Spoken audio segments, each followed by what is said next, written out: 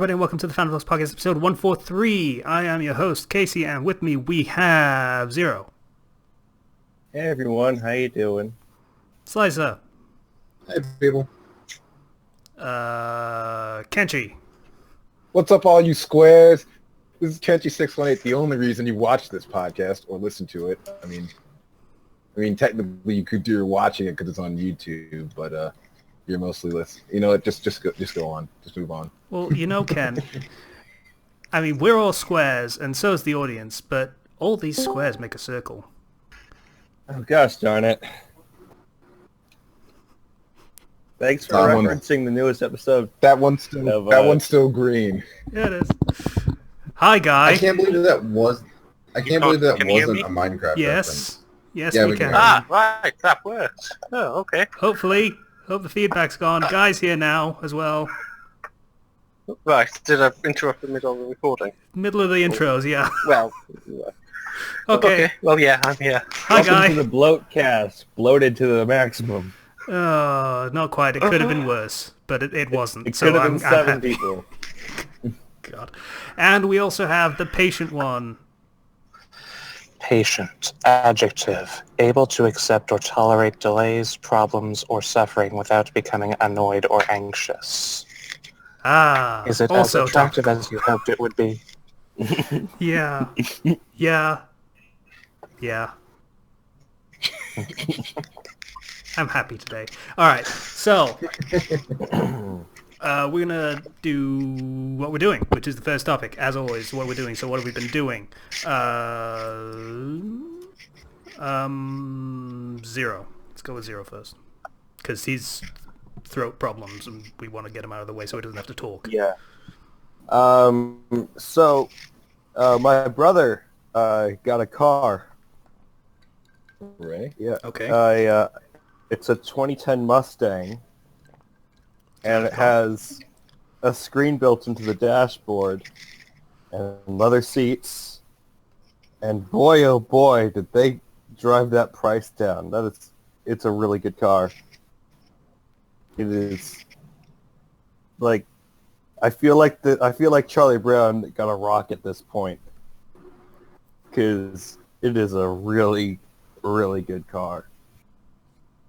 I'm sorry that you feel that way. I don't know Yeah. how else to react to the situation. Yeah. I mean, So that was a happy day for him. not so much for Zero, apparently. No. Both the cars are silver, and you can tell which one's better just by looking at them. But you're happy for him, naturally. Because you're Yes, of family. course. And family loves each other, right? That's right. No, that's really not true at all. No. Doesn't love each other. Boy, Only you compete to see who can die last. It was below Blue Book, and it was a super rare find for them, and yeah, and there are no verifiable problems with it. Zero, have you not learned by now? The older child is the test dummy for stuff the younger child will get later. You No, know, I that's had not a true cool either. car once. Once you're And then like I 20, I crashed think that goes out the window, mate. The first car I ever had was really cool. It had Bluetooth and a moonroof, and then I crashed it. Well, So- that's what you get. Yeah, This is okay. This doesn't My sound so fault, surprising I know, anymore. but it makes me mad. And and part of me, and I know I love my brother, but part of me is hoping he crashes. That's terrible. I know, but not get hurt or anything.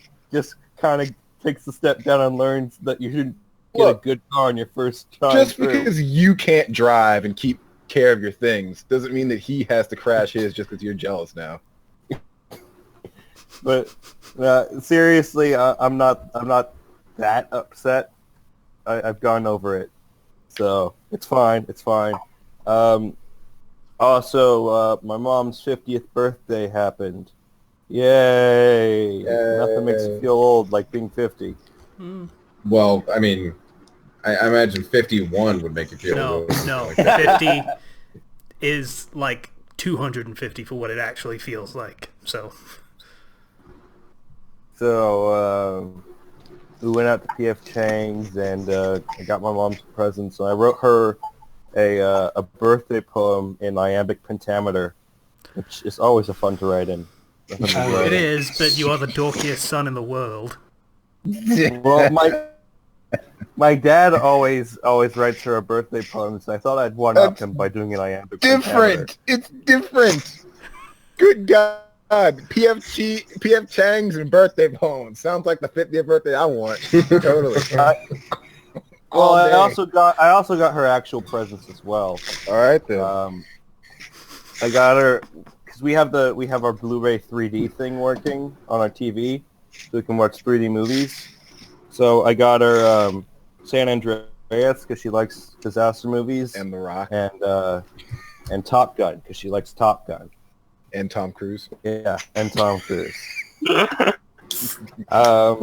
And then me and my dad had gone out shopping for her, and we got her a whole new coffee machine because she loves her coffee, and it's super nice. So yeah, and we had a cheesecake with like strawberries on it. That was good. Cool. Aside from that, I bought a couple games on Steam. One of those being Sonic Generations, Yay. and I beat it. Not a very Yay. long game. Not very long. But It's a fun. really, it's the type of game you just kind of put on and just kind of play. Like you don't really need much. Just kind of like, oh man, I bet I can get a faster time on this if I do this. It's the type of game that makes me want to become a speedrunner. I'm never going to do it. So. Not with a Sonic game, at least. No, it's tempting. It's tempting. But Yeah, speedrunning, that Sonic game in particular is probably more about glitching your way through the overworld map than anything else. it's really not that hard to it's more like just trying to optimize your routes through levels and like Seaside Hill, using the ability to run on water to go faster and bypass certain areas. Stuff like that. It's a fun game. And yeah, it's a genuinely good game. And 'cause, I was thinking about Sonic Mania, Sonic 2017. Those two are coming out. So I thought, Yeah, place we're to basically stand. getting another Sonic Generations next year, so that's cool. yeah. On top of that, I was thinking about playing this for the channel at some point, so I thought I'd just, because I was going to play it with somebody else probably. I bought Conception 2, Yeah. Children of the Seven Oh, Stars. I looked at God. that and I was intrigued, I'm not gonna lie. Okay, It's so skeevy as it's fuck, but I'm intrigued. It's a JRPG where you have 4 teams basically, which represent characters. One's you and the girl that you choose to go into the labyrinth with, and then you have 3 teams of 3 star children each. What's star children? How do you make star children? Well, By the clue's in the classmating. title. You know. Yeah, you do this thing called classmating. Yeah. At least they're being bold-faced about it. I mean, And you spend your bond points that you build up by talking to girls. And then you get to choose You your hold class their for your hands, baby because you're the parent and you get to choose the choice. The choices your child makes. So, what do you think, It's- Slicer? that's called good parenting. And I mean, I said, do you hold their hands too? Maybe send them love notes. Yes, you do lots of hand holding in this game. I was, Lots of it. I was joking. No, I'm serious? not. No, I am serious. Lots of hand holding. Wow. On certain things, Okay. you might get the option to, and because I believe this was on like the 3DS as well, there's a touch minigame. Oh God. Yep. But It's another episode yeah. of Fandom Flux podcast for you, ladies and gentlemen. it's limited though, usually to touching their hand or like I said, hand holding, or patting them on the head. Other Japanese type touching things. Maybe a kiss if you're lucky. The plot of this game isn't anything special, but the game system is surprisingly deep for what this is. It's basically just, a dating sim with a JRPG attached to it. And child soldiers that are, Yeah. ironically enough, your own children. Yeah. You conceive them through star power because of the star god. Is that what they're calling it now? Yeah. That's right. Yeah. Well, when you hear the ooh, and it starts in the cutscene with the like the girl, and it's just like all like romantic when you do the, yeah, it's something to look at probably in the future. That being said, I've almost beat the game because I wanted to see where it went, and boy, is it predictable. Is it not a very long game, or have you just been playing it a lot? It's not more than 20 hours, so it's relatively short. Okay. And I was looking for a new JRPG to play because I was tired of Tokyo Mirage Sessions and the other games I've been playing. As far as the actual girls in the game go, they have surprisingly good side stories for them. So that's kind of what made sure I kept playing. Okay. Because at least the characters are good. The plot is completely predictable, and the gameplay is actually good. And you can fight Monokuma from Danganronpa in there. That's an optional boss. odd, but okay. Yeah. And that game, it's a very easy game to exploit if you know how to exploit JRPGs. Okay. So. Okay, let's not get into the nitty-gritty, shall we? It's fun when it's the weird game where you have to have sex with girls to put your children into a dungeon. It's not so fun when you get into the mechanics of confusion to. Yeah. So we'll take a look at that in the future because it is a weird one. It's pretty cringy, and it's something all right. Aside from that, I did buy Worms MD just the other day, so we want to play that in the future. Yay! I made game types, like 8 of them. Yay! Do they carry over into multiplayer? Yes. All right then. That'd be hilarious. You wasted your time doing that and it didn't. Yeah. Yeah. That'd be so great. I'd be so happy. So that's the case. Anyway, Zero, you were saying? Yeah. Yeah. School starts for me next week, so I've just been getting ready for that, and that's it for my week. Cool. Yay! We get to reschedule when we record shit again. We might just have to do either Wednesdays or Fridays. We'll have to look into it. Okay, so we'll have to reschedule. Thank you for letting us know in advance, Zero. Yeah, we're gonna have to. Okay. I'll go next because Okay. I have nothing. I haven't done shit this week. I feel like I've been put in a box and only taken out just to do this podcast. Okay. Kenchwa, Hey, what have you been doing for this week? Nothing. I just told you. I haven't done anything. I'm the host. It's my job to announce it. I can't think of one notable thing I've done. Did you buy all duct week. tape? I did not buy duct tape. I did not get into any weird staff fights with my dad. I did not hurt myself. I have not done anything creative. Nothing has happened this week. Oh, wow. Yeah, that's a dull week for you.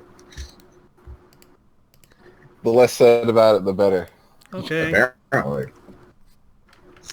Oh shit, I forgot to do like Sonic Generations, and Also, Guy didn't go first. he didn't. But that's He because joined in. he wasn't here until like the last second, and I didn't think about it. Like not even the last second. After the last second is when he showed up. But since someone has decided to remind me, Guy, would you like to go next? I'm sorry for forgetting that you should go first, but I'm trying to make up for You it. see how much more relaxed it is when you actually give me more time to prepare, You No, could have I am very a little bit stressed. of I'm delays, supposed to really. give you the...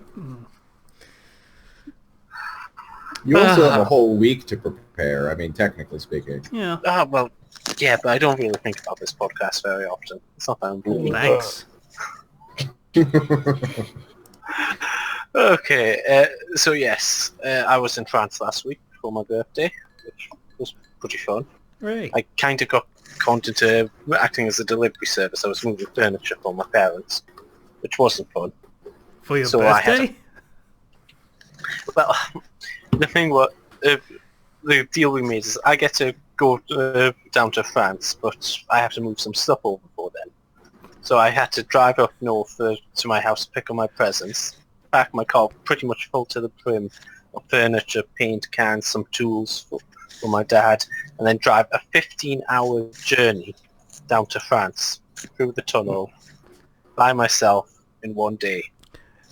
Okay, yeah. Which was not a fun journey. Your family sucks. God. They really did con me there. They straight down to France, but they forced me to go up north to pick up my presents, which I didn't really get that much of, just so I could transport furniture back down to France for my holiday. You're cutting out big time, guy. Am I? Yeah, it happens. Don't worry too much about it. Right. So yeah, went to France and pretty much did nothing, just lounge around and so went windsurfing a bit actually.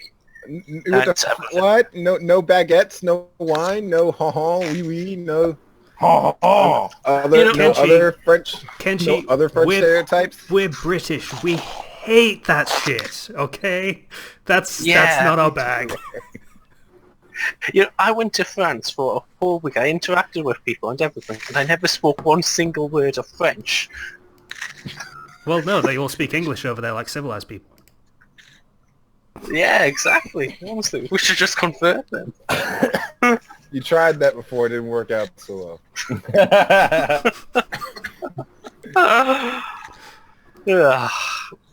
So, yeah, I refuse to speak French on a matter of principle now. Let them learn how to speak English. That's nice. Yeah, it sounds fair to me. See, English people get it. Yeah. Yeah, so what else happened? Great week off. I really should have taken 2 weeks, to be honest. Particularly how it's a bank holiday on Monday. I could have had an extra day. But, oh well. That's 15-hour drive there and back, so not enough time to do absolutely nothing and lounge around in France. And then I came back to work. And I went kayaking yesterday at work, which was a bit weird.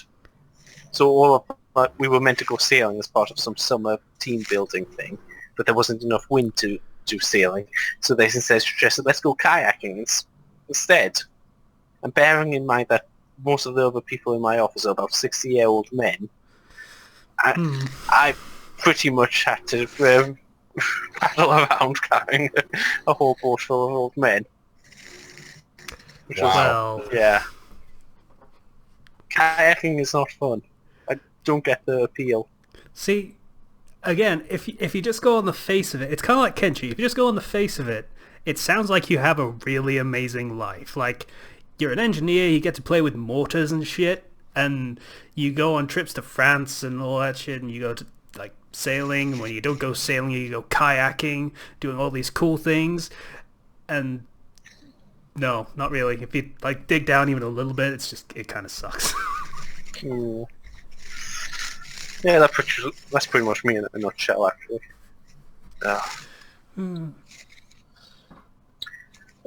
So, yeah, anyways, back from France now, struggling with work again, but that's pretty much the same as always. And, yeah, that's the thing that's coming up in this weekend. I've got a trip around a brewery nearby, another thing for work, part of the summer holidays. So pretty much I'm expecting to get completely drunk. Sounds like a plan to me. Yeah, that to look forward to, at least. So apparently the last time one of the guys from work did this, they went to the brewery, they would go around giving you pint glasses, filling you up with every single drink that they had, and then at the end of the trip they just leave you in a bar and say, help yourself. Wow. Yeah. Yeah, it sounds like a brewery. So, a brewery tour? A brewery tour, to me. Words. So I pretty much crossed off that entire bank holiday weekend. just for Sounds sensible to me. That's a solid idea, yes. Yeah. Bless you, baby. Yeah. And yeah, I guess that's pretty much my 2 weeks. Okay. Also, if it makes you feel any better, Guy, your stuff might suck if you dig down a bit. Mine just sucks kind of on the surface. So, This made me feel a bit better. Yeah. yeah. My greatest thing that I do is I run a YouTube channel. That thing that everyone does now. So, great. No, I don't run a YouTube channel. I've got a life. Oh. See, I was trying to make you feel better. That's what I was going for there. And you wonder why I keep wanting you to go first. It's like, okay, yeah. Alright, so let's move on. Sorry, I couldn't resist. Casey, you just keep walking into it. Why? It's just like he's holding a door open and you walk right into the door. You're right, I should stop being nice to him. I'm going to stop doing that now. It's fine. Yeah, stop being a decent person. That's a good moral. Yeah, I mean, I've never encouraged niceness. Shut up, guy. Patient, you go next. Patient? Hello? My apologies, you were cutting out there. Sorry. Oh. So, what have you been doing? Let's say past couple of weeks. Oh, just to reintroduce you, you're one of the 3 writers behind This Bites. You've I know you have another story on your fanfiction profile, but I haven't actually read it, so I don't know much about that. I'll just give a brief overview of it. Like I said, I adopted the premise from another author by the name of Blua. It was called Changing the Future. I've kept that title except for putting redone in parentheses after the title.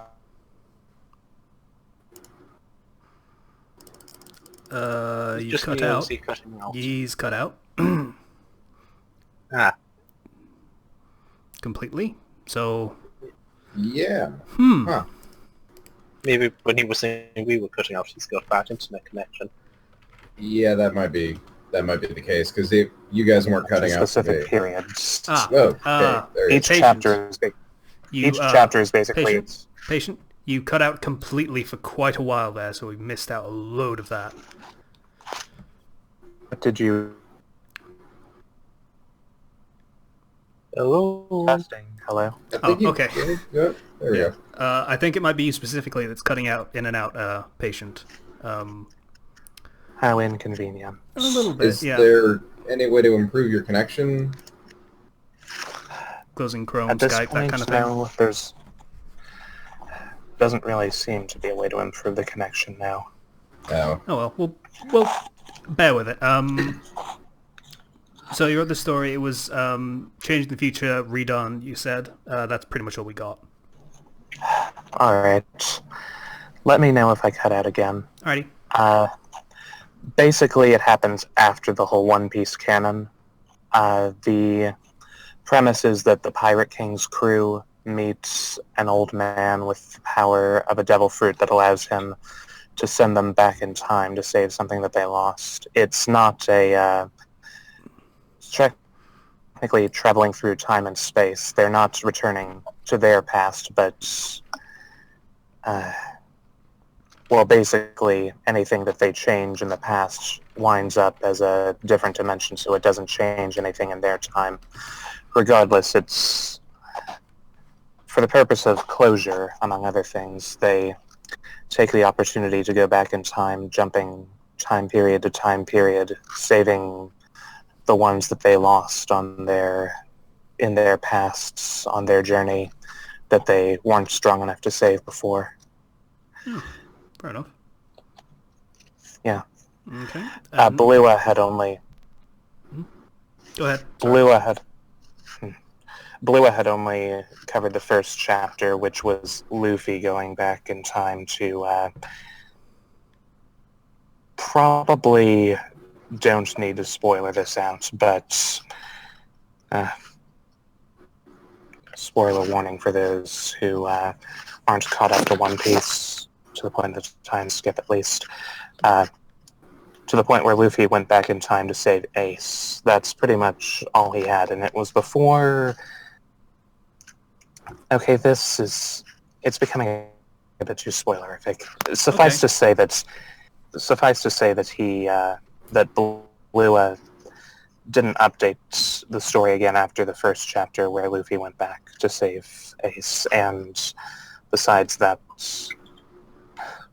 well, I told you this story in the interview. I found the premise intriguing, so I started sending him ideas on where the chapters could go for the others.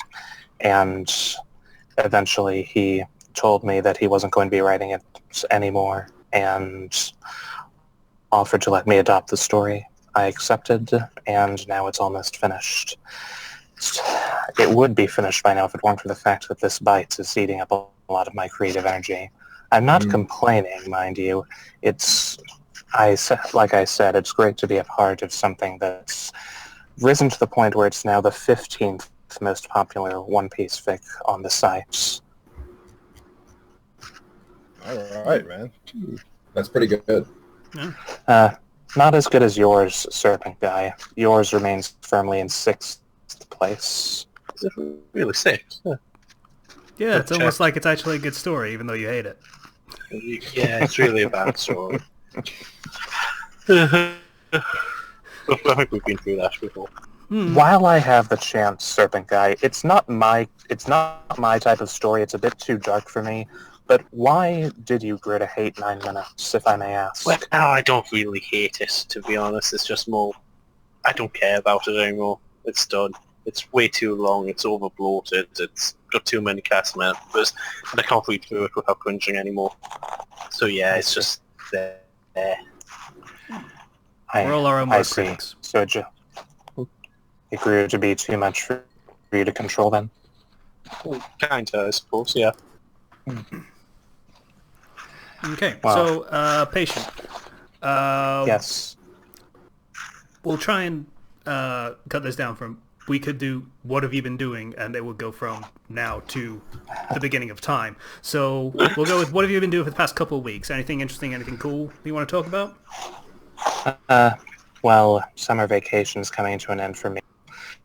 The past couple of weeks have been just me preparing to head back to school for hopefully my last year before I graduate with a bachelor's degree.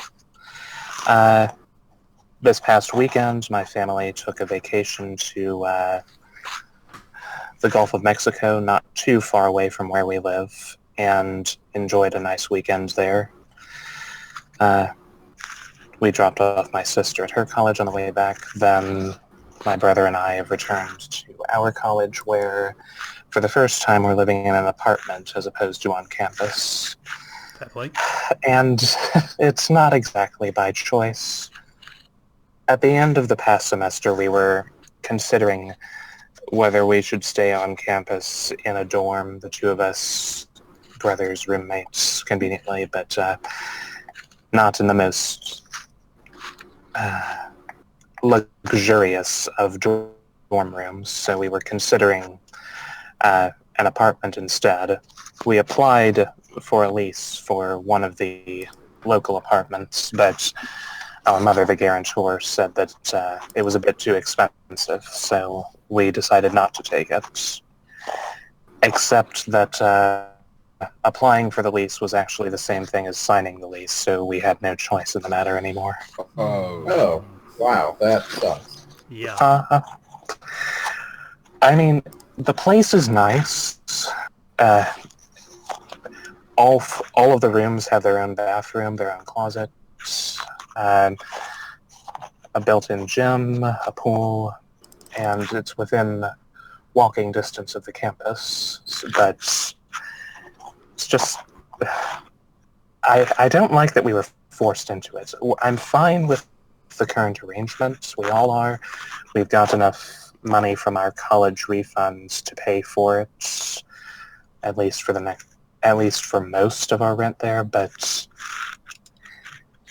I just, if this is typical, then, well,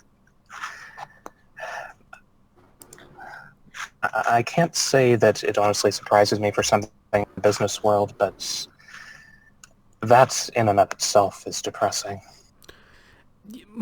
Yeah, I mean, students, generally speaking, in any country, I imagine it's actually worse in America than it is in the UK, but students tend to get screwed to the wall anyway, more than anyone else. Oh yeah. Like, I got a single room dorm when I was at university, and it cost me as much to rent as a very nice flat. Like, fully furnished, one-bedroom flat, I could have gotten cheaper than my university one-bedroom door with shared kitchen, shared bathroom. It was, yeah, it's kind of bullshit. You will get screwed to the wall as a student no matter what. How reassuring. Yeah, well, it is reassuring, because once you're not a student, it kind of normalizes a little bit. So, give it a year. Like you say, you're graduating at the end of this year, so... God willing, yes. There you go, then. Anything else Well, you've been just doing? as long as I keep my grades. Well, the Crossbrain and I are working on the next chapter, obviously. Wrestling it into submission, and we think that the fan's coming next. I can't reveal too much, of course, but, well, suffice to say that one of the things that I mentioned for what's coming in the future, it's going to be in either the next chapter or the one after that. I won't say which one it was, but I think you'll like it. Well, in fairness, all the things that you said that would be coming in the future were rather vague, generally speaking, so I don't think you have to worry too much about spoileriness in that sense. Yeah. Okay. Anything else to say? Sorry, what was that you cut out? I said you don't have to worry about spoilers from what you said before. You cut out again. Yeah. Okay. Yeah, this is about the point where I mentioned that my internet has also been shit for the past week.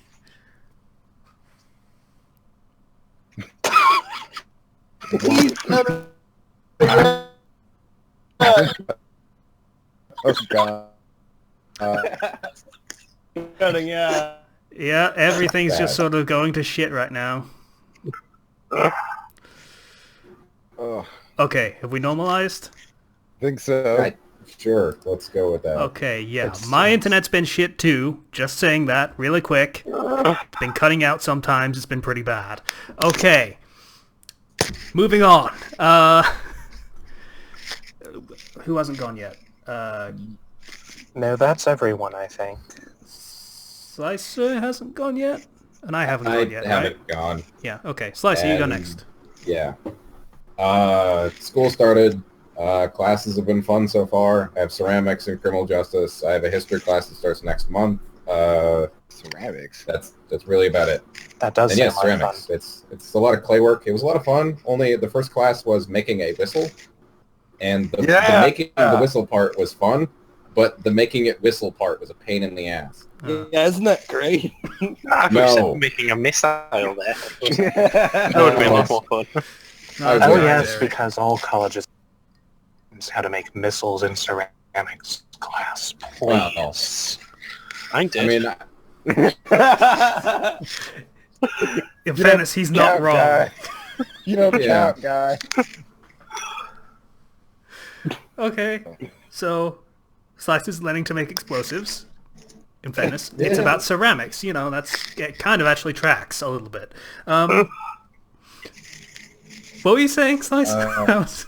originally I intended to actually make an ocarina, because that's what the instrument is called, actually, the whistle we made. Yeah. But it didn't work. I could not get it to work. So I just made a boring round one that everyone else was making. And so that worked, unfortunately. You're never going to make the Ocarina of Time at this rate. I know.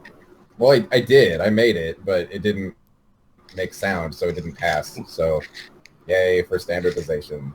Oh well. It was fun making it, honestly it was. And then after class I made a sword plaque, basically. Cool. Because we're given this big hunk of clay, and we're given more when we run out, and we can do whatever we want as long as our assignments are done. Take a little clay, put it on. And yeah, that's it. Honestly, my week's been pretty slow. Okay. My week then, I guess. I've been debating whether to actually mention this. Oh God. But I had that. a little bit of a meltdown on Sufficient Velocity, reading with this ring. A little bit of a meltdown. Yeah. Suffice to say, it involved the writers. I've mentioned before, he has a split in the story. There's a Paragon side where he takes the story seriously, and the Renegade side where he is masturbating, basically. Yeah, pretty much. Yeah, so I went on several significant rants about how he shouldn't have put a My Little Pony character in a DC Universe fic. I'm an MLP fan, and I find that kind of weird. I mean, yeah, like I say, it was in the masturbatory side, so I had several problems with it. We'll just leave it at that. But you know, the main problem. Discuss this at length. Yeah, the main problem is that the two sides are kind of slightly interlinked.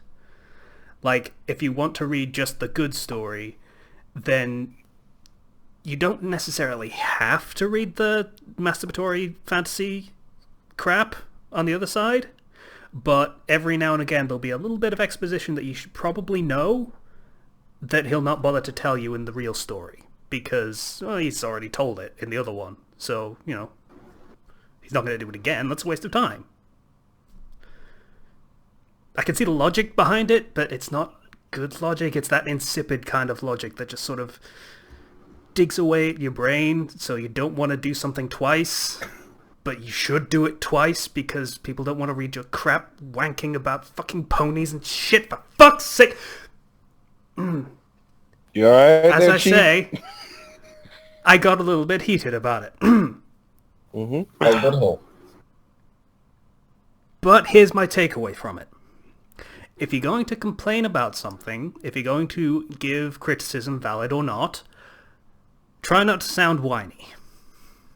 Yeah, that's always a pretty good advice, actually. I'm not going to lie, I came off a little bit whiny once or twice in those multiple rants, and that probably didn't help my case. So if you're trying to make a legitimate point, make the point and don't belabor it too much. Just fucking make your point and move on. Okay. So that's what I've got to say about that. Feel better now? Goose Fraba. No one's going to get that reference. Okay. Nobody is. No. Okay. So what else have I been doing? I've been playing a bunch of Square Enix games. That was entirely by accident that they were all from Square Enix, but, you know, whatever. So I have almost finished the first Kingdom Hearts game. Patient one's typing something. We'll see what I'm doing. My apologies. That was a misclick on my part. Define almost.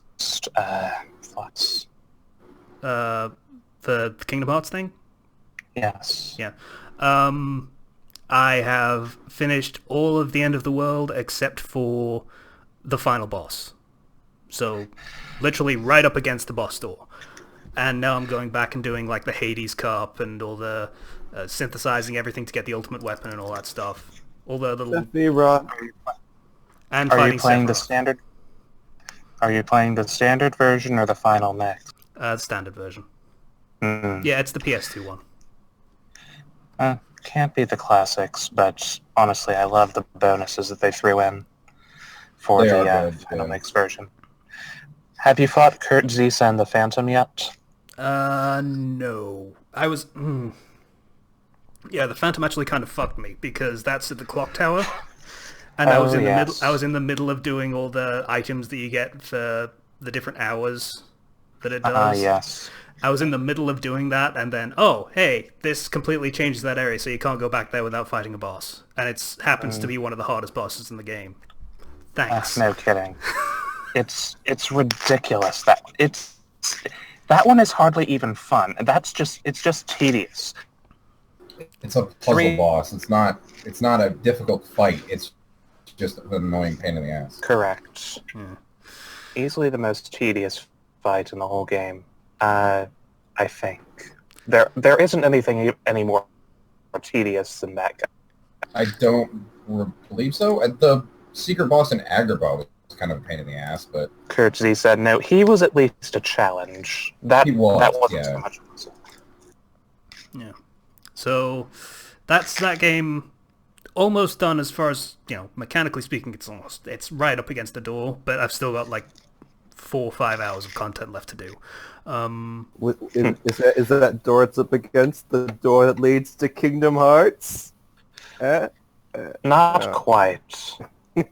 Technically no, but it looks exactly like it. Anyway, Kingdom Hearts is light. Kingdom Hearts is darkness. Kingdom Hearts is light and darkness. I thought you were sick. Shut up. That's why I'm saving my comments. Okay, you were saving for that one, were you? Really? Okay. If I can say something stupid, I will. Yeah, naturally. Yeah, we've your noticed. default mode. Being really mean today. It's your fault, guy. God damn it.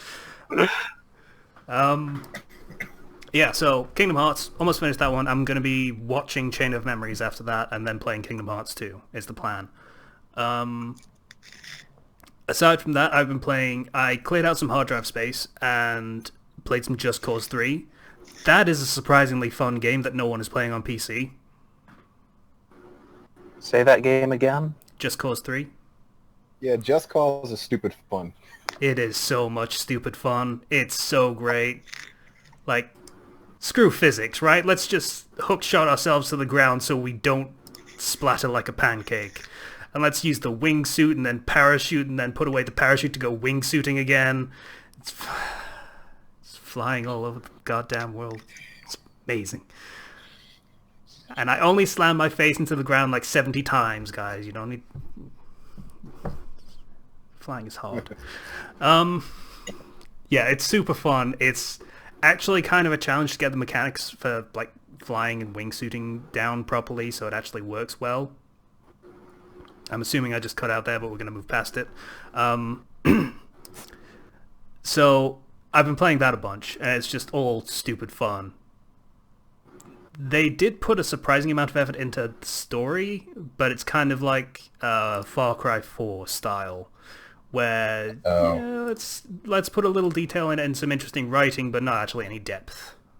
So, it's fine. It works for what it is. On the other hand, Deus Ex Mankind Divided came out on Tuesday, and that game is just... It's like a masterclass in environmental storytelling. All right. Like, I was debating getting that. Yeah, I was hearing some things saying it was good, some things saying it might not be as good. the people saying it might not be as good are the diehard Deus Ex fans that are saying it's never going to recapture the magic, etc., etc. It's different, so it sucks, basically. It's still very, very good. And like I say, the environmental storytelling, after you do the tutorial mission, you go into Jensen's apartment, and there are so many little touches to it that tell extra bits of story that you don't even notice unless you're looking for them. Like there is a book on his end table, learning how to let go on the cover, like for getting past traumas and such things, which is something that happened in the previous game. Wow. And, all right. Yeah, and on his desk he's got like all this like watches and clockwork stuff, because that's his hobby. That's what he does in his spare time, is he does clockwork and makes watches. And all sorts of bits and pieces in like his apartment, his kitchen stuff just lying around, things like. It's fantastic just to wander around the environments and look at things. and That's- see that's- what's actually going on in the places. It's great. It's so great. That's good storytelling. Just by having stuff in his apartment that defines his character. That's something every writer will do. Every good writer is that when you have when you can describe a character's room, just their room, and that will give you an idea of the character without them saying a single word of dialogue. Oh, yes. So that makes me Fantastic. actually pretty hopeful for it. I might actually want to check that out. So far, it is a great game, and I really want to play some more of it, like right now. But, you know, we have a podcast to do. Also, possibly a Worms Let's Play, but we'll get to that. Anyway. Oh, speaking of getting to that, Worms, yeah, that's a thing that we're probably going to be doing soon. Just to let you know. It might have already come out. I don't know. Depends on whether we do it today. Anyway, that's pretty much everything from me, I think. Double checking mentally. Yeah, that's everything. Okay. So, and everyone's gone now, so we'll move on to the next thing on the list, which is, I just opened Chrome. That's going to fuck my connection. God damn it. Whoops. Well, I needed it open anyway, so I'm going to have to do it again. God damn it. Okay. So, I can at least close my email client. Alright. So, the anime for this week was Fist of the North Star. I didn't watch it because I'm a dumbass. That is my only reason. I literally reminded everyone else and reminded myself earlier today, and I still didn't fucking watch it. So, mea culpa. So for the people that did watch it, tell us about Fist of the North Star. Kenshi, tell us about Fist of the North Star. All right, so Fist of the North Star. It is 1990X. So at some point, minimum 6 years after the show actually started coming out, the world ends in a nuclear war. And it's what you'd expect, you know? It's all deserty. Yeah. All the buildings are destroyed. There's raiders Yeah. killing people, stealing stuff. From what I water can and tell, shit. Mad Max. Just think Mad Max. I was going to describe this as, this is what would happen if Bruce Lee was in the Mad Max world. Yeah, pretty much. It's like Japanese Mad Max. So there's this dude. Let's just call him Ken. Ken's an awesome name. Let's call him Ken. Okay. Who is wandering. And he is like the greatest martial artist ever. Would you Master say of style. he is a lone wanderer? Would you say that? Is he perhaps a sole survivor of something? He I'm was going to a make lone apocalypse wanderer. jokes for the rest of this fucking segment. He I was swear. well for the beginning of the show. He was lone wanderer. But I thought you hated the Fallout games, Casey. Well, I can't make any courier references, so sorry. Pick everything apart, Zero. Anyway, Ken, sorry, I interrupted. So basically, the defining thing about this guy is he has like Big Dipper birthmark or scar or something on his chest. Yeah, That it's is like bullets. Yeah, it's a sign for chaos. Anyone with that sign will bring chaos with them wherever they go. You got Well, shot. yeah. You're full of chaos. I guess. I mean, yeah, I would say that is That's true. not wrong, yeah? Okay. And his defining trait as a martial artist, because that's the only way he fights is martial arts, is his fighting style, the Hokuto no Ken. That's Fist of the North Star for all you people out there. Whatever he hits, basically it explodes. Which is a pretty great fighting style, to be honest. Yeah. As fighting styles go, it's hard to beat that one, probably. It doesn't matter if he punches you or he kicks you, you'll explode. Like your From the brain, inside out. your brain will swell, your chest will swell, and your ribs will explode, or your head will explode, and that's it. No getting up from that. What a beautiful way to die. It's the way I want to go, actually. It It's how wouldn't you- be bad. Not gonna You lie. blossom like a flower. I mean, they dramatize the shit out of it, like the brain swelling. Like you got like, you know, if you've seen the Incredible Hulk where Abomination hits that scientist dude on the head and his head just swells. Imagine Can't doing say that, I but then it have, explodes afterwards. Yeah, Okay. like to everybody all the time. So he's basically like he's this. You can tell like the age of this anime because there's really nothing defining about his personality. He's just stock Japanese protagonist guy. That's who he is. To be fair, it was from like the 80s. Yeah, It's and not that good. this is pretty much the archetype for a lot of anime that followed it. Lots of shonen tropes come from this. It's kind of like how DBZ inspired like Naruto and One Piece and whatnot. This is North Star was before even that. So, But Was to it? me, I mean, I think it and the original Dragon Ball at least were running about the same time, weren't they? I'm pretty sure Dragon Ball. I don't know. I thought Fist of the North Star was older. I might have to. They fact check on might be around the same time because Dragon Ball Z was 89 to 96, I believe. So, that. Yeah, Fist of the North Star was 1983 to 1988. Okay. So I have no idea when Dragon Ball started. Anyway, this is basically it's OG anime. Oh, 1986. Thank okay. you, patient one. So Dragon Ball did come after it, technically, yeah.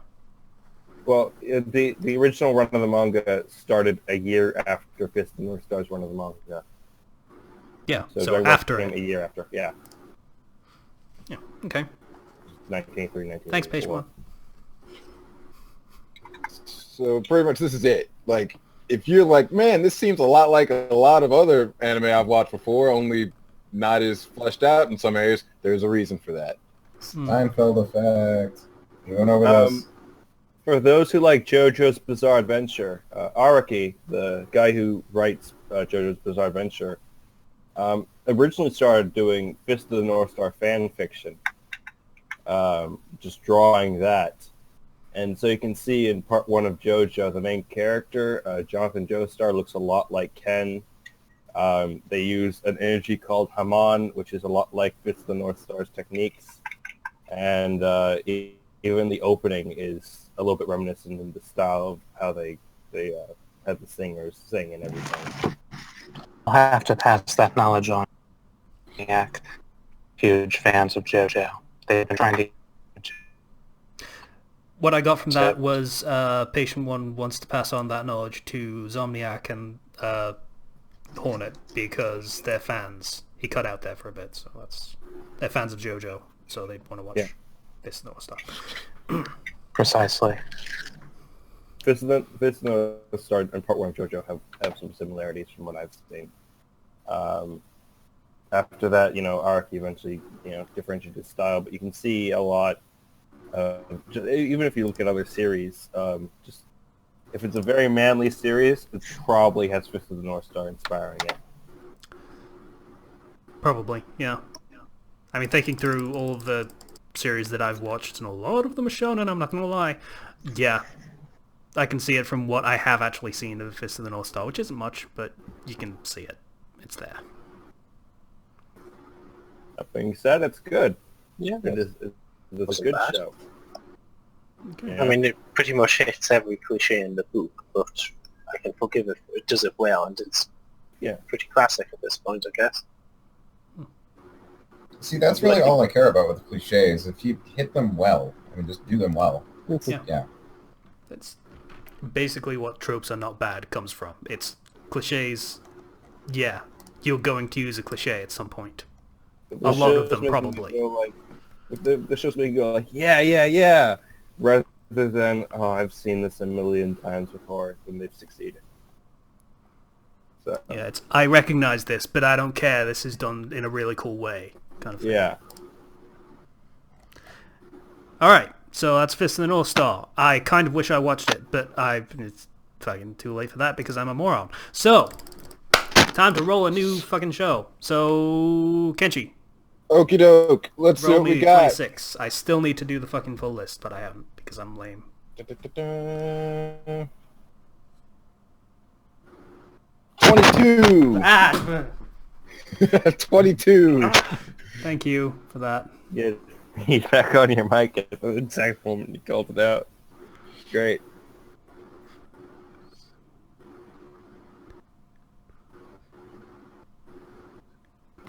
Oh my, what does 22 hold? 22 is V. No. Not V, many. what? Not many that it could be for V. Huh. 22 is V? What? V. V. Oh, V. Okay, that makes a lot more sense for it being empty then. Yeah. All right. 5, 6, 7, 8, 9, 10, 11, 12, You get 13, anything 14, that starts so with Vanguard. 28, please. 28. 28. Valkyrie. 17. 17, alright. 16, 17 is Be good, come on. Violence Vampire. Jack Evil Town. Violence Jack Evil Town. It's another from the 80s. Is this a Explain me film? exactly what it is you're doing with all that. Oh, it's a movie. Oh, It's a film. We can't do it. never mind. Well, basically, for patient one who is new to the podcast, what we do is we pick a random anime. We pick a random letter, 1 through 26, and then however many's in that list, we count them off, and then we do numbers, however many's there, and we pick from that list randomly with a random number generator that Kenshi provides. So, roll again, Kenshi, because we can't do films. That's the Okay. rule. You Gotcha. On Van Dread. Anything that starts with vampire. Oh, this is an easy one for you. Ah, shit. 27. 27, so Voltron. Yeah! Okay. You ought to So- watch the new one they made too? I don't want to watch either. I haven't seen any Voltron ever, so I don't even know. You're That gonna makes love two it. of us. Shit. I mean, I've heard about it, and I know the tropes, like, they combine to make it... Power Rangers is what I immediately think of, with the giant robot, and they fucking come together to form a bigger robot, or something. Yeah. That's Or that one scene Yeah. in One Piece where they decide to combine and make something 15 or whatever it's called. Yeah. So, synopsis. Goleon, a powerful sentient robot, abuses his great powers by attacking and killing creatures known as Deathback Beastmen. Deathback Beastmen. Okay. Boasting that no God, one this could episode defeat is a him. mess. Am I the only one who's having people cut out, or was that universal? I mean, it It's doesn't matter happening. who cuts. It doesn't matter if I cut out because people can still hear me. A divine space being punishes Goleon for his arrogance and abuse by separating him into 5 different lion robots. In the year 1999, a group of 5 young men return to Earth after a space voyage only to find it ravaged by nuclear war. After encountering the alien race known as the Galra, the 5 youths end up on the planet Altea and learn that the 5 lion robots that Goleon was split into are in hibernation in various parts of Altea. Somehow they must reunite the lions and form Goleon. You are the cutting out. only hope for the quite human badly race. there. And Every we're other word. done, so don't worry about it. Okay, so... Internet, please recover. so since the version on the site that unless you're a free member, I have a another link right here for those for our podcast members. Okay. So, yeah, Voltron, the original, is what we're watching.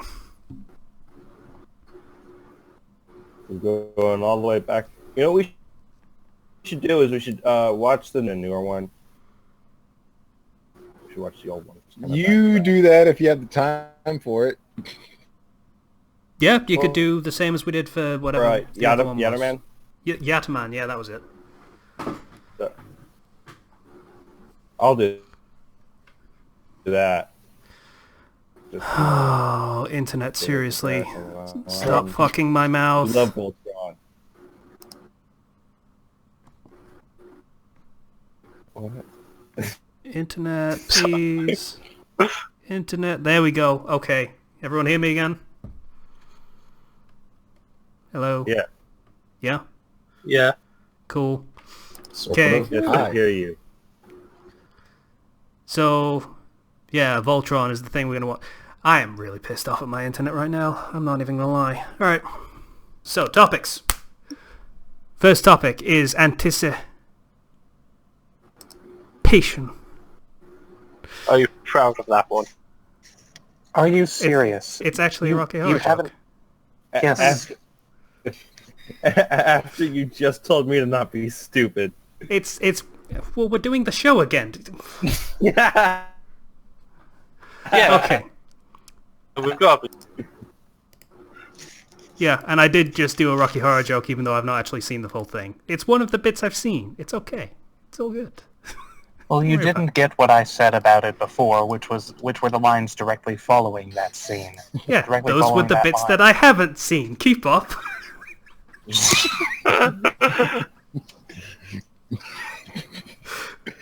Okay, so anticipation.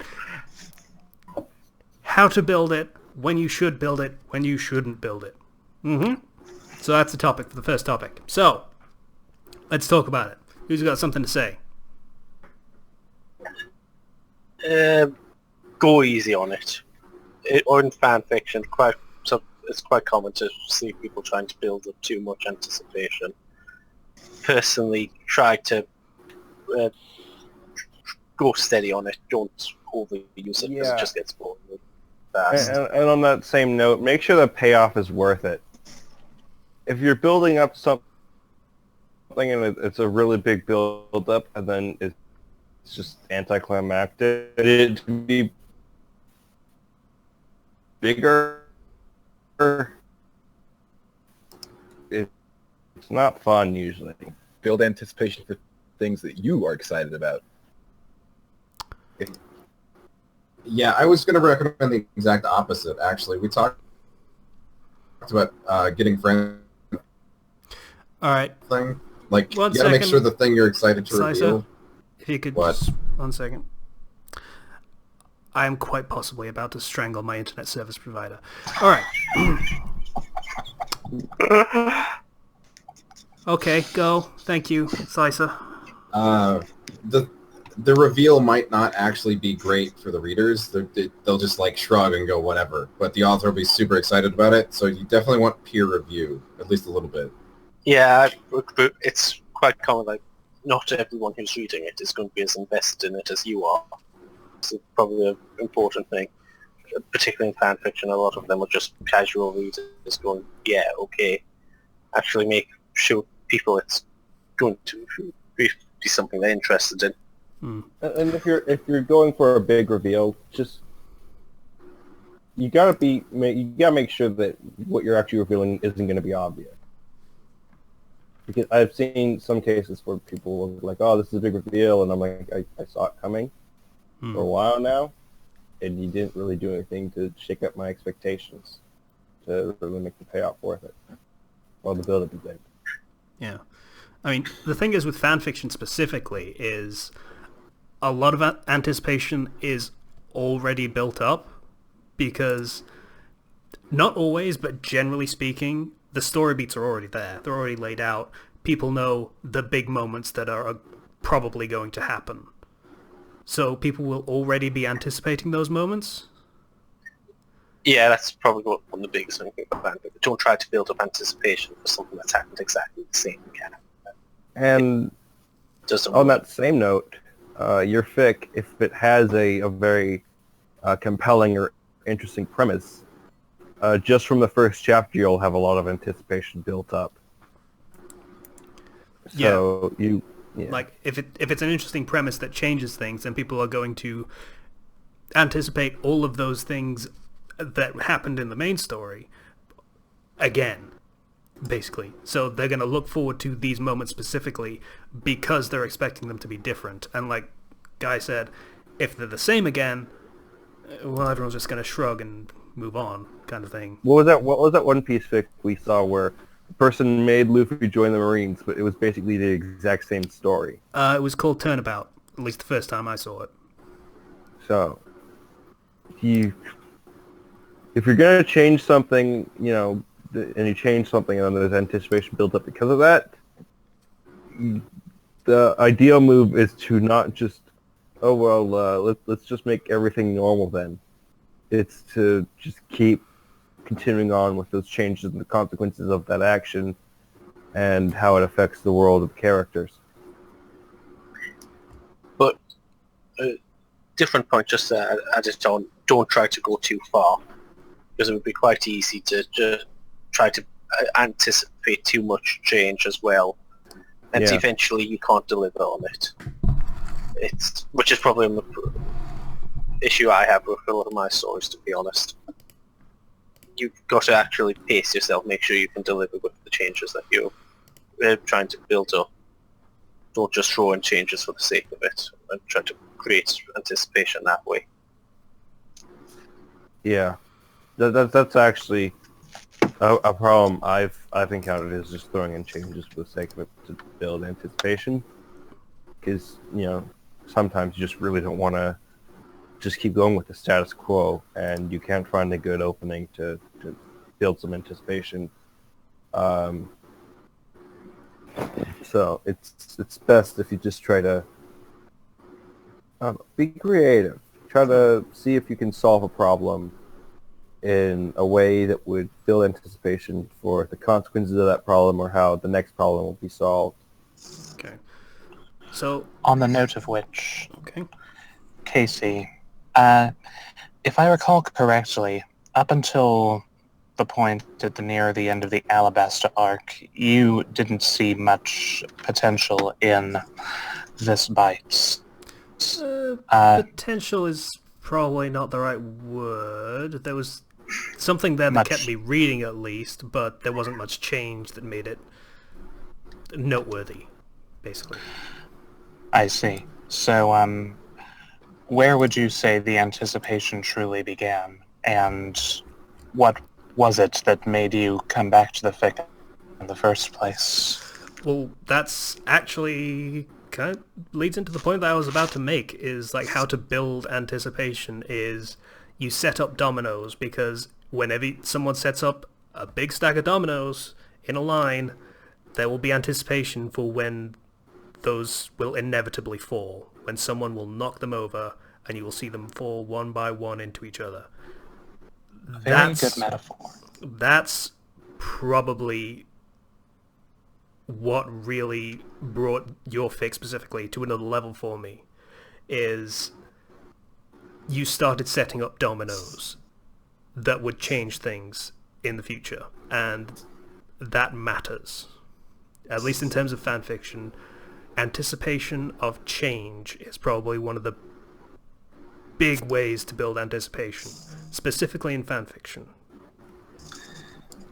Well, I can certainly agree with that. It's sort of like, if I may draw a parallel, filler arcs in the anime. I mean, if you've read the manga already and you're looking at the anime, you already know what's going to happen. But if they throw something like a filler arc at you and it's actually a good filler, you're concerned about what's going to happen because you don't know what's going to happen already. You see, I would say that's kind of the opposite, isn't it? Because with a filler arc, okay, it's not going to affect anything. These dominoes that are falling are not going to fall into the main plot, kind of thing, to mix the metaphor. I can see where he's coming from, where this is something that you haven't seen before, so you can get some entertainment value out of it, some anticipation. But at the same point, you're in your mind, you're always going to keep it separate from the main plot, because you know this isn't in the manga, and you know that this isn't going to affect the story in a significant way. A fair point. Does it get tiresome doing that voice? It sounds like it's really tiresome. I think that's just his voice. Yeah. He insists it's natural, and I kind of believe him, so... Fair play. You have a great voice. I'm sorry, you kind of believe me. Have I been speaking in any other way? Have you given me Not once, and that's why I kind of believe you. His persona is impossible to crack. You'll never get the truth. Now I have the song stuck in my head. Thanks, Zero. Asshole this week. You are an asshole this week. Reach out for the truth, Casey. Reach out. Hold up. Something about apple pies and lyrics. It's weird. Anyway. What were we talking about? Anticipation. Anticipation. I think... Does anyone else have anything to say regarding this topic? When don't you want to build anticipation? I would say the most obvious answer to that is when nothing's going to happen. Yeah. If I think I have may. an even better answer. When you're a slow updater. Yeah. Yeah, that gets bad. That's My I'm a bad. slow updater, and I build anticipation. So do That I, but means I'm you're a doing dick, it so it's wrong. fine. yeah. I think a lot of people do that Honest- wrong, to be honest. Patient, you were going to say something? When you're building it, and you just At least said Yeah. something, but I get that. in the same vein, when you're building up anticipation for something, and you just keep building up to it and building up to it and building up to it over and over again, actually getting to it, that I believe would fall under the wrong sort of anticipation. Yes. Because Yeah. it just Yeah. I think it's actually bad on some fan It goes fictions, from which is just pretty much totally exasperation among the fans.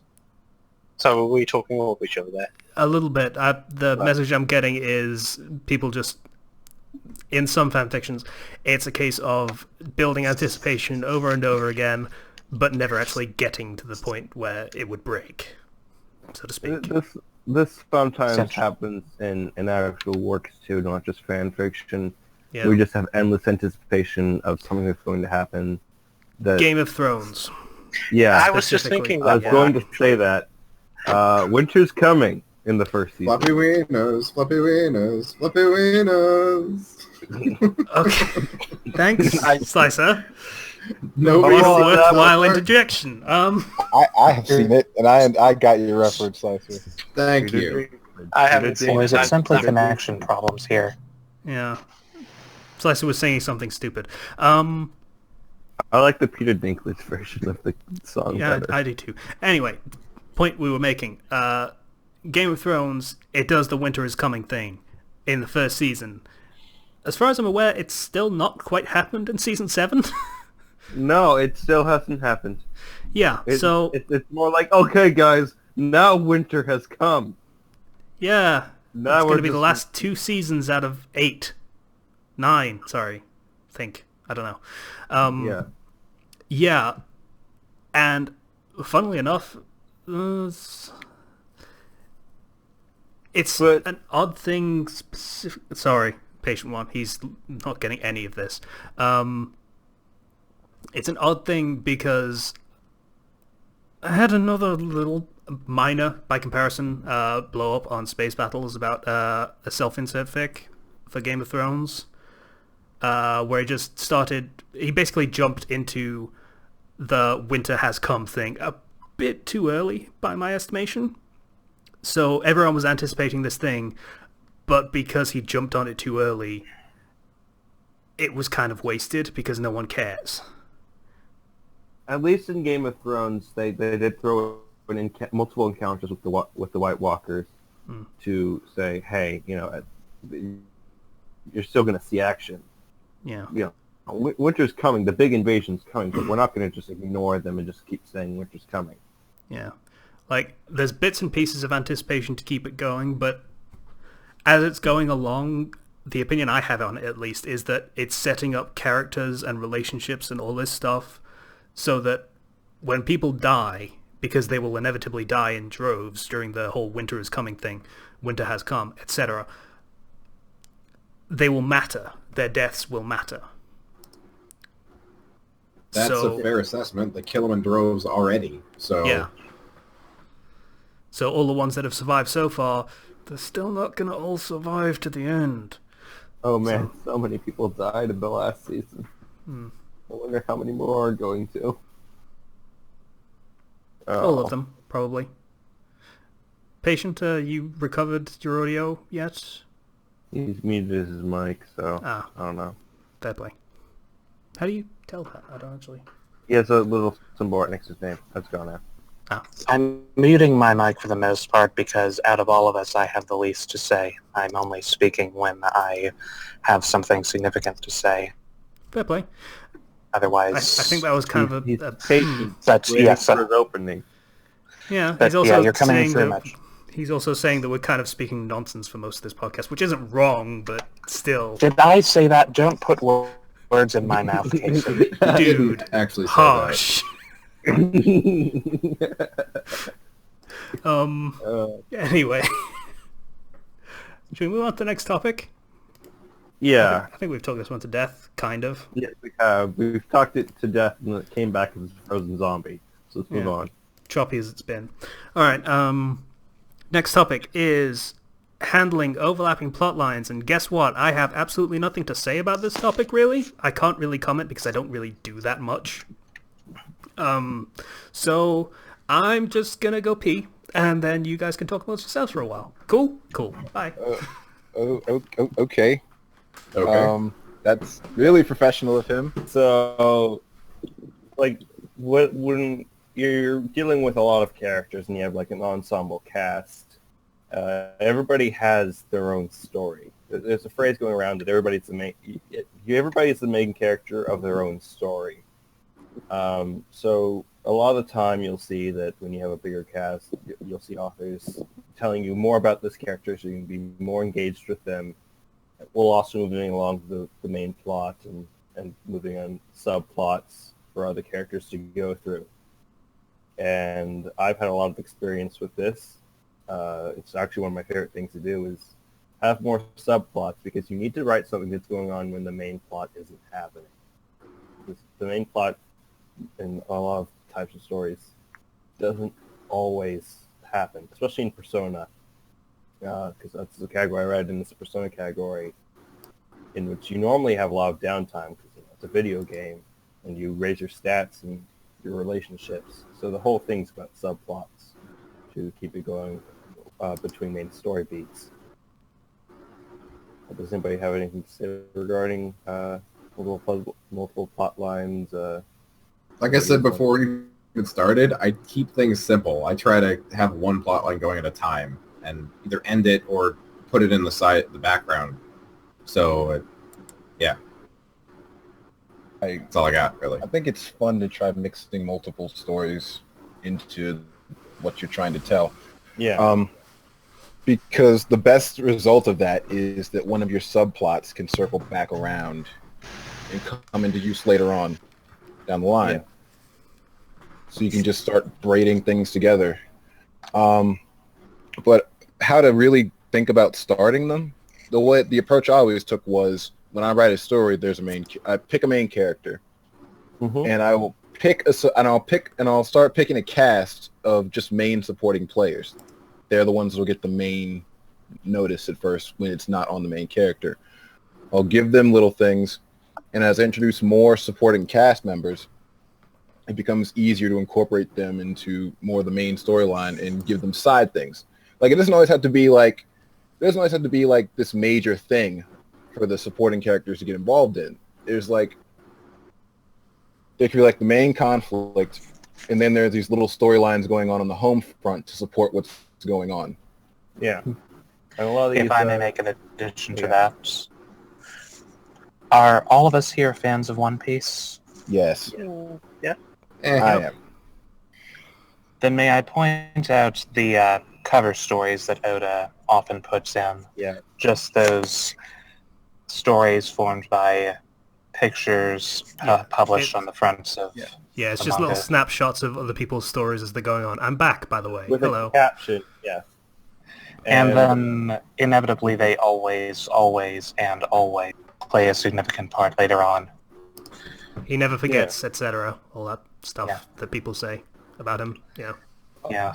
A lot of the things one of the things that's really important about these subplots and multiple plot lines is they tend to usually have an impact or change of some sort to the characters and their relationships with one another, or how these characters are moving through the world at their own pace so that they can eventually meet up with maybe the main character or another character. If you want a really good example of multiple plot lines, we just finished talking about Game of Thrones, but that handles multiple plot lines. You can argue some may not be necessary, but for the most part, they all tend to tie back into the main plot at some point. Well, I can offer another example, though. I'm I'm only familiar with it due to 3 which I am not. So if one of you hasn't heard of this and isn't a fan of it, then there's not really much point in bringing it up. Even so, I may as well try. Is anyone here a fan of... Sorry. Is anyone here a fan of The Wheel of Time by Robert Jordan? Wheel of Time by Robert Jordan. I have heard of it a great deal. I have not read it. I have not read it. I think I read it in the past. It was a while ago. Yeah, I read it. I did read it, so. I was afraid about... Well, never mind then. But seriously, that guy, from what little I've gathered, he's a master at weaving the plot lines together. He sets up dominoes ahead of time that are significant way down the line. He's about as... He might be better than Oda at it, or was. He passed away before the series was finished, and a dedicated fan finished the last 3 books for him. I just want to point out one problem that happens in fan fiction occasionally with regards to plot lines. You're a bit quiet, and that Sparrow. is... What? Okay, and that is setting up a plot line that does not actually happen. When you set up dominoes that don't actually go down because you change your mind or something changes down along the road. Yeah, I think if it's something you can do, great. It can turn out really, really well. But at the same time, you've got to be really careful with it because it can easily consume you. If you're going to do it, you've essentially got to dedicate a lot of words, a lot of writing into it, and it takes up a lot of effort. Yeah. So Don't it's something you forget should the be main careful about. Yeah.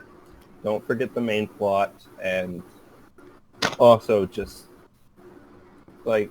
be careful with what you're setting up and make sure that it'll be able to go back to the main plot somewhere down the road, because if it doesn't, then if you write a plot line that actually has no impact, you've kind of failed there,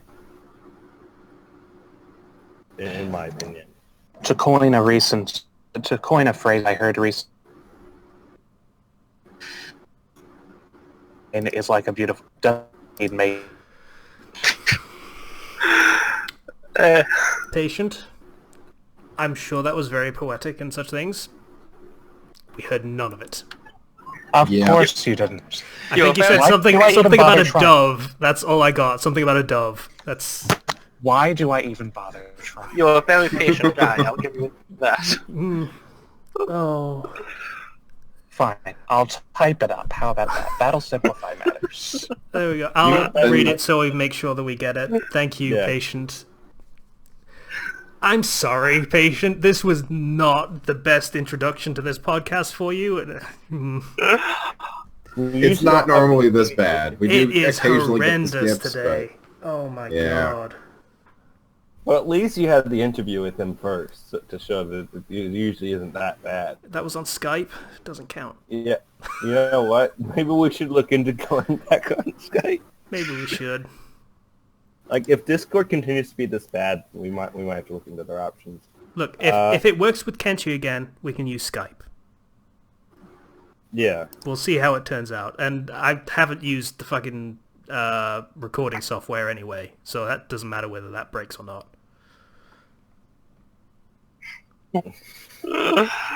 Yes. Patient one says, may I point out that you're relying on a program called Discord? What did you think was going to happen? They really... Yeah, that name... Not the best choice for a communications program. No, it was the best choice because if things go wrong, they can just cite that. Yeah, but that's called a self-fulfilling prophecy. And incidentally, I hate those. So... For the moment, let's keep moving on with the topic. Okay, where do we stand? We're at about 2 hours. Not 2 hours. What am I talking about? We're about an hour and a half. Yeah, we can do the last topic. Sure, we got time for it. So, last topic is black comedy.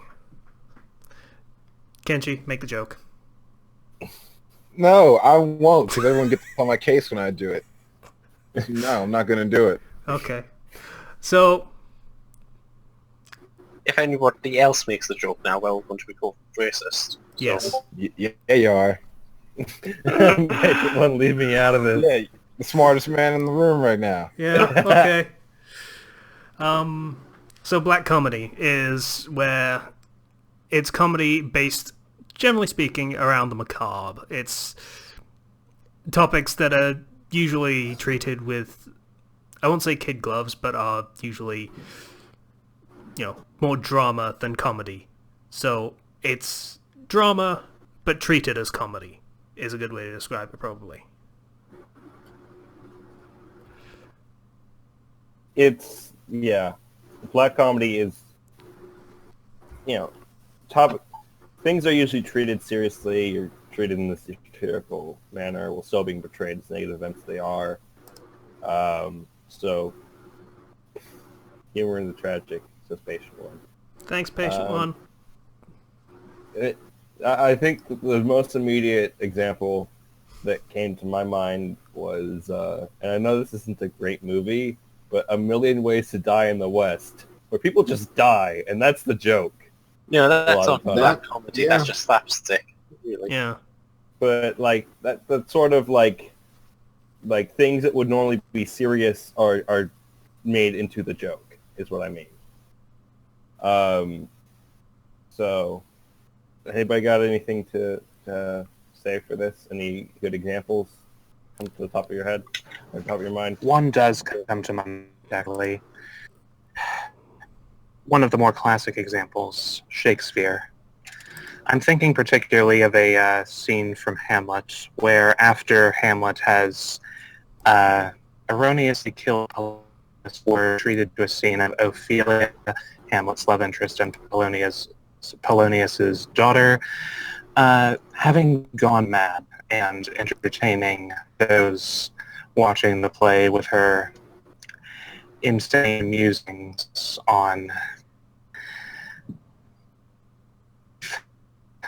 certain matters, just going around it, and it's the fact that she's been driven mad by others murder her lover, and yet it's portrayed in what's meant to be an amusing. So Yeah. you guys just want to call Let me this guess. one, or Back because this is getting through really Deus. annoying? Yeah, so what Patient is talking about is the scene in Hamlet where Ophelia goes mad and everyone kind of finds it funny. Yeah, that's a good example. Also, Patient One, I love you for being a fan of Shakespeare when no one else on the podcast is. I'm I a love fan you, man. too. Yeah, he brings a bit of class to the podcast. I like it. Yeah. How come nobody else I mentioned can't be a Shakespeare? fan of something I went over in school, okay? I hate that place. That's true. This is a little moment, but I just saw this. The game JoJo's Bizarre Adventure All-Star Battle has Josuke from Part 4 heal his opponent back to basically full health in his ultimate attack, basically. And one of the main characters from Part 7, Johnny Joestar, is handicapped. He's a paraplegic. So his legs don't work. So when he gets healed, he stands up and his legs are working again. And then Josuke beats him back into paraplegia. Oh. Wow. That's Yeah. a really good example, actually. So Yeah. I'm healed. If I heal you first, it's not cheating, right? So Yeah, I think Patient's given up officially. Oh, he just lost connection completely. Okay. I'm back now. Okay. All right. Hi, Patient. Hello. Did you get my love note about loving you for bringing Shakespeare back onto the podcast? Because I do. I didn't hear a thing. What was the last thing you heard? You were telling us about that scene in Hamlet where Ophelia goes nuts and everyone finds it funny, and you kept cutting out during that. Let me try again.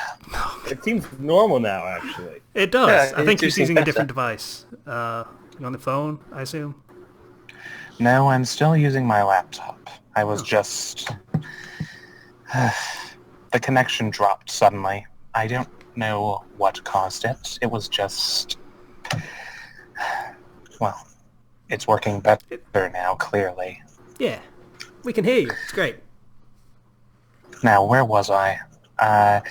Scene in Hamlet after the titular character has murdered his love interest's father in cold blood due to him spying on him, having a conversation with his mother about her second husband having murdered her first, who was Hamlet's father. We can probably And it's leave a out the very- complexities and just move on to the part where she's crazy, and that's kind of... So moving to the part... Sorry about that. Shakespeare is nothing but complex. Oh yeah, I know, but it's not the topic, unfortunately. Alright. The point was that at a scene shortly after that, Ophelia has been death and is portrayed in a somewhat humorous light in her idle, insane rambling about... It's been a while since I read the play. I can't remember exactly how it went, but I'm relatively sure that she was portrayed in a amusing light, in a macabre sort of way, just rambling on and on without making any sense of matters. Mm-hmm. Yeah, it's a case of her dad's dead and she's really, really sad about it and can't really handle it, so her mind's kind of snapped. It's hilarious kind of thing. If you actually examine the scene and think about it, it's not funny. But because Humor can be dissected as a frog can, but the thing dies in the process, and the innards are discouraging to any but the pure scientific mind. E.B. White. I love this guy. Nice. Say, Mortal Kombat's fatalities can be humorous too, with dark. I like how you're going from Shakespeare to talk about more. I mean, it's classy. Mortal Kombat's a classy game. Remember when Johnny Cage opened up somebody and then said, "Here's Johnny" through it? Yeah. Thanks, Yeah. Zero. You Thanks know, for pulling Casey back down. That was kind of disturbing to see him that happy. Yeah. That's my job. Don't forget where you are, Casey. Yeah. I gotcha.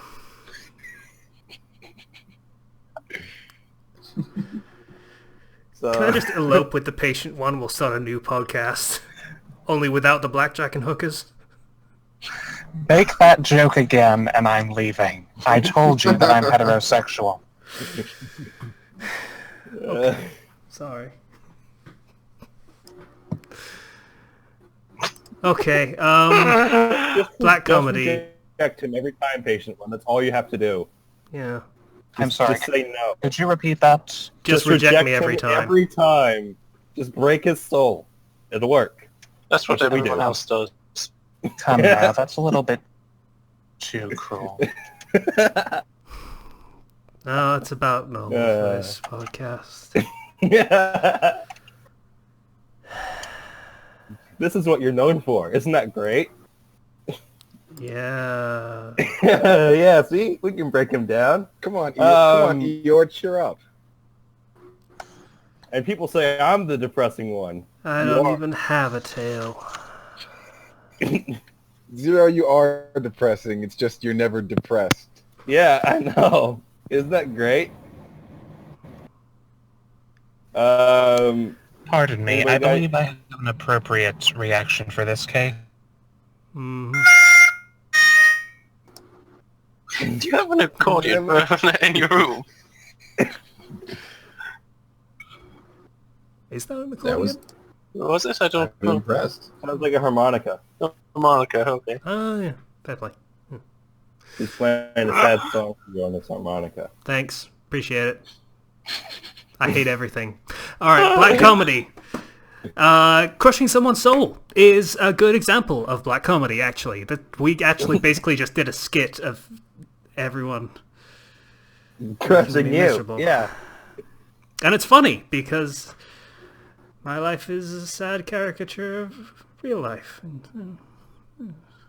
Remember when I said that you peaked selling furniture? Yeah. Oh, there's no It's need to funny have because such it's a true.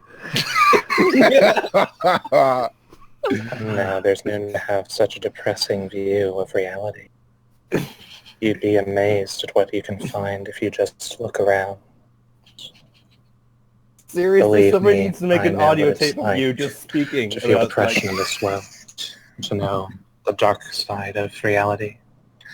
But I've seen the light, which has Jason, brought me to have you where I ever am thought about now. reading audiobooks as a job? 'Cause I feel like you'd be good at it. You could try Yeah, that. I'm getting Yeah. the same feel, actually. Yeah.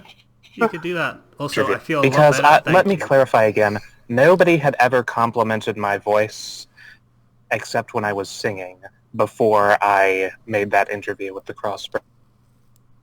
Oh, he's a great singer too. Awesome. Did I cut out again? A little bit, but only the end. little bit. We got it. All right, so This is getting yeah, nerves. Yeah. Yeah. we're, Okay. we're gonna find a better way to do this in the future. Yeah. Also, we're probably going to wrap up now, anyway. Yeah. So yeah, that was black comedy. Yeah, kind of. If you want to know how to do it, we just gave you plenty of examples. Yeah. Yeah, we did. Okay. So, recommendations. I do not have any. Kenshi? You know what I'm gonna say. I do, but I'm asking anyway. I don't got nothing. I didn't told you. I've been in a box for a week. Okay. Zero? I have a novel to recommend. It's a translation of a Chinese thing. Is it a Alright. light novel? I'll do what I do every time and just have the I don't name know. on it. Does China even have light novels? I don't know. It's called The Experimental Log of a Crazy Lich. And essentially... All right, my connection isn't holding up.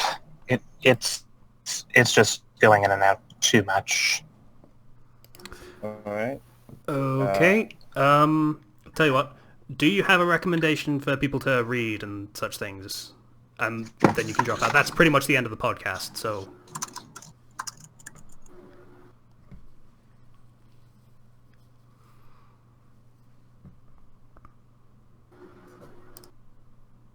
Okay.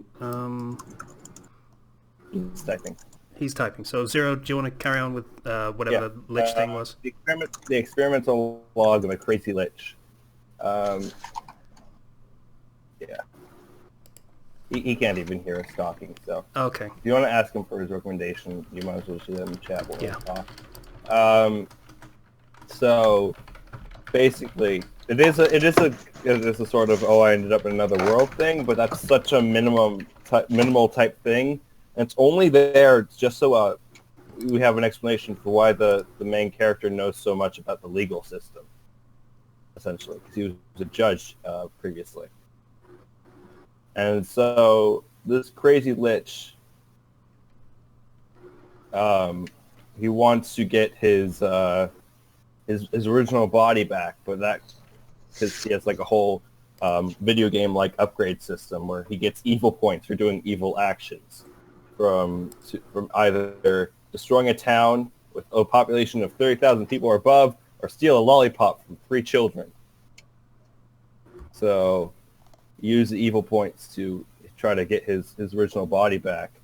So basically he's running around town being a crazy Lich, doing very petty pranks to get a small amount of evil points because he wants to be a good person at the same time. And on top of that, he also has another identity as the judge of the Supreme Court of this court he created in this town. And It's a very fun read. The author knows a lot about the world they're creating, and one of the fun things is that he can kind of grab things from other fiction, using his points to help improve them. Like he got like basically a guide on how to create Horcruxes from Harry Potter, and Okay. yeah, it's a lot of fun. So yeah, it's a story of a crazy lich. Bit of a nitpick, but Yeah, a Horcrux is basically a phylactery, yeah, which I is know. a thing a lich should have. I know. That's why he had. That's how he has his. Let's say he's a lich. That's how he's a lich. Is he got Yeah. the Horcrux thing. Oh, right. Fair enough. So yeah, it's just like the main character's like essentially died and been reborn as a lich or as another undead and multiple times, and every time he does it, he loses a bit of his memory. So you don't know much about his previous incarnations, but there's a lot to this main character, and there's a lot to this world, and I was actually really impressed by it. So Fair enough. It Not actually a lot. sounds interesting, which is more than I can say for most of the light novels that you recommend. So, cool. Ouch. also it's Chinese. Kind of true. You know what? I'm not even going to deny that. Sometimes I just recommend things because I think they're fun, and not because they're particularly well written. This is both fun and well written, so That's good. You recommended one where a guy turns into a vending machine. it's a lot of fun, Okay, that did sound fun. I mean, to be fair, it's really creative how he's able to write a story where the main character is a vending machine. I don't A lot of understand. stories- I don't understand how the plot moves in that story. That's why you should read it, because it actually moves in a pretty interesting way. Like, yeah. I mean, Okay. it seems like one of those things that goes on forever and doesn't go anywhere. Only like the gamer, only worse. yeah. Yeah, I Game's just just recommend bad. it. Yeah, the gamer is just grinding for like 50 chapters, and then he's still weak. Isn't that great? Okay. So does anyone else have a recommendation? I forgot to do this in my week, but the laptop I've been borrowing from school suffered a catastrophic crash last night, and it wants me to reinstall Windows. Okay. I can't even get past the intro screen that pops up every time I start it up. So I lost everything I was reading, so I don't actually know the name of anything, Oh, unfortunately. that kind of sucks. Also, it sounds kind of like what happened to Zero, a little bit, a while back.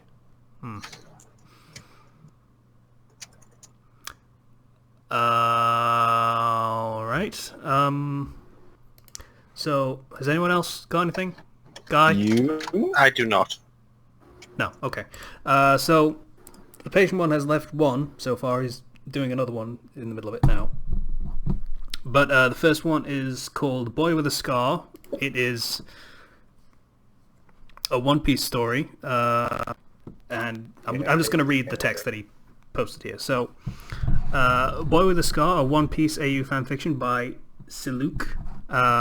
Basic description: Luffy went after the nobles that killed Sabo, killed in quotes, and was subsequently shackled with sea stone and enslaved. Oh, this fun. Yeah. Yeah, Psylocke was what I was thinking. Okay. He was rescued and returned home by ambiguous means 3 years later.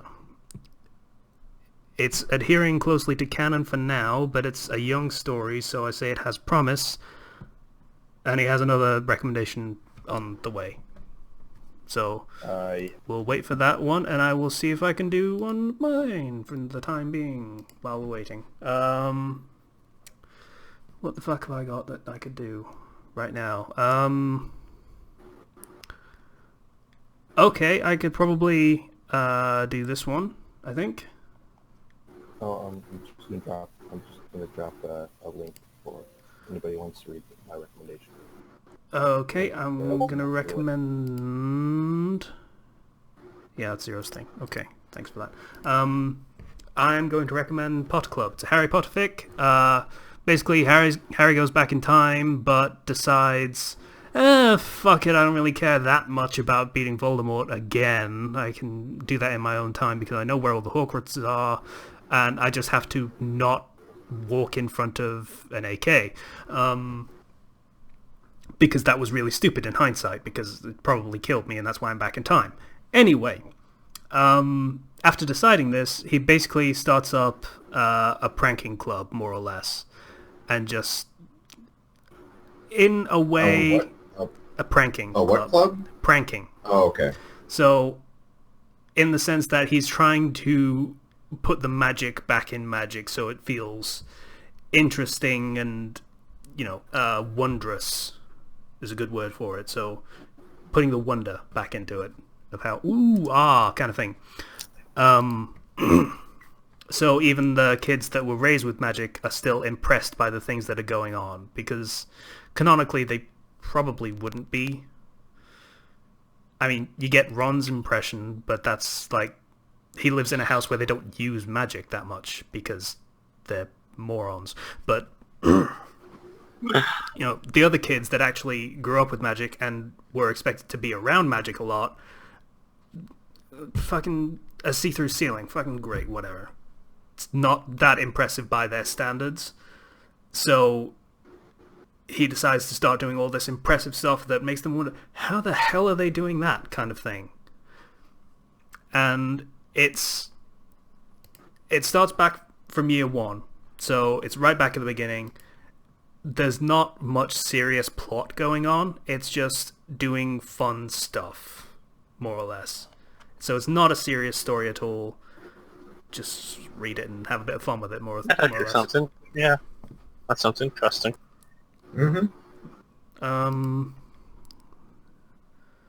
Patient 1 is still typing his other recommendation, but I can at least get the link. So it's another One Piece fic. It is called The Dream, by a writer called Aliara. This is literally all we have left in the episode, Patient 1. Be a little... Wait, that doesn't fit there. Well, for reference, It doesn't work that way. Patient 1 just said, have a little patience, Casey. To which I say, that should be the quote of the podcast. So,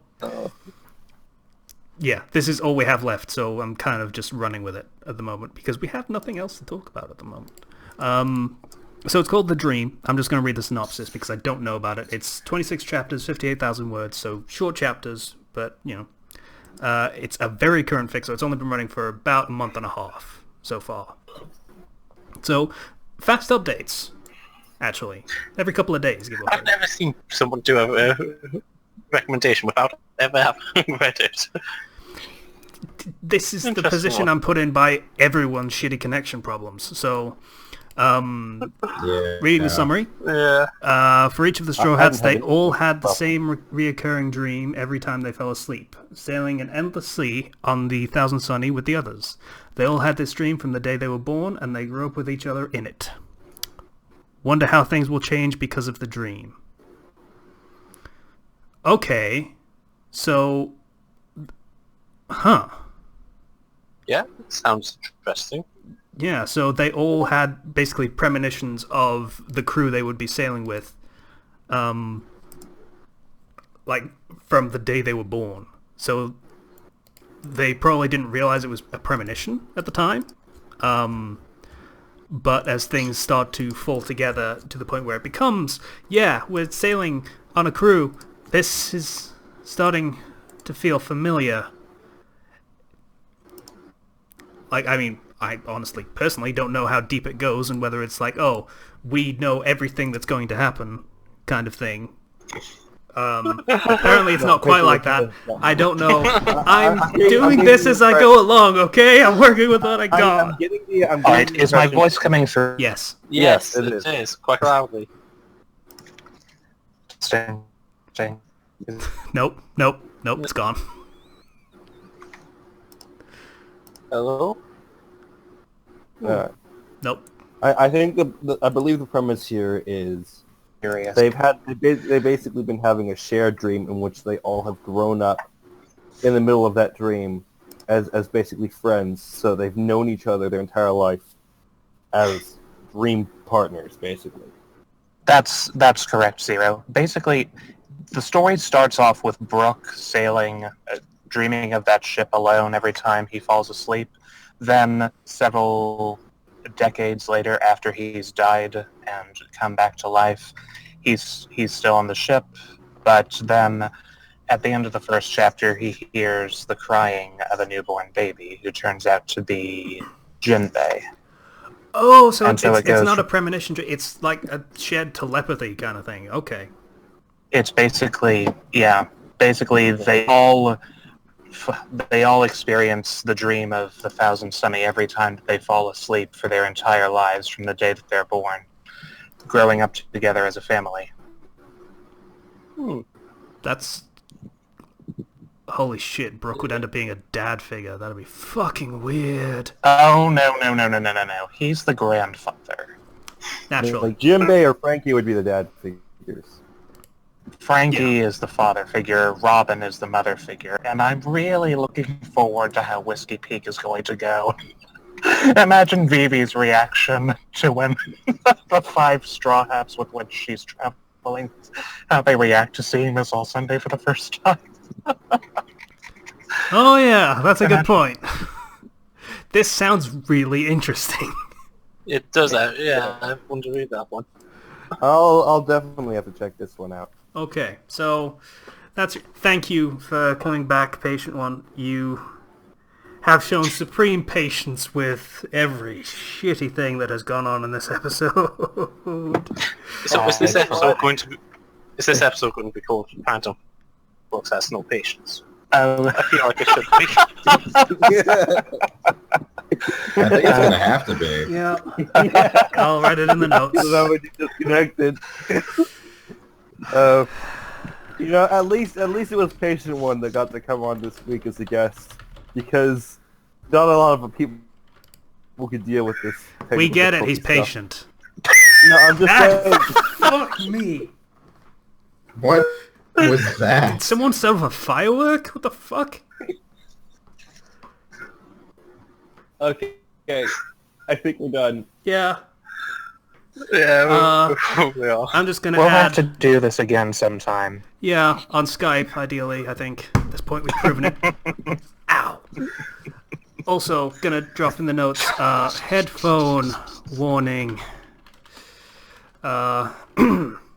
Yeah. You can edit the audio and just lower that peak a bit. Not a chance in hell. If you think I'm going to export the audio from the video file and then edit all of the audio, like by listening to it again, going through all of it and fixing all the little finicky fucking thing, not a chance in hell. It's not going to happen. It's not like He you have a doesn't job. have that much patience. Even if only a time constraints thing, that's not going to happen because it'd take fucking forever. Alright, so thank you everyone for bearing with us on this episode of the Fandom Flux Podcast, episode 143. If you'd like to get in contact with us and tell us what the fuck was wrong with us in this podcast, please leave a comment on the YouTube page. If you want to get in touch with us directly and say how awesome Patient One was for bearing with us for this whole thing, our profile's on fanfiction.net. You can PM us. Please donate on Patreon if you feel so inclined. I don't know how money would actually solve the issues we had in this podcast, but... Help Kate buy better internet. And Here's the thing. The reason I think I'm having all these problems is because they said they were upgrading my internet. okay. I got Goodbye, an email. everyone. Bye, Patreon One. Yeah. Nice to meet you. Oh god. Yeah, there's a hang up button, bottom left, it's the phone icon thing. Yeah, they said they were upgrading my internet, so it will be faster, is what they told me. You should never believe them. How's that working out for you? Not great. It's not great, is how it's working out for me. Yeah. Whatever, fuck it, let's just fucking end this thing. Once again, I'd like to thank everybody for listening to Fandom Flux Podcast episode 143. Bye now. Goodbye. Ta-ta. Yeah.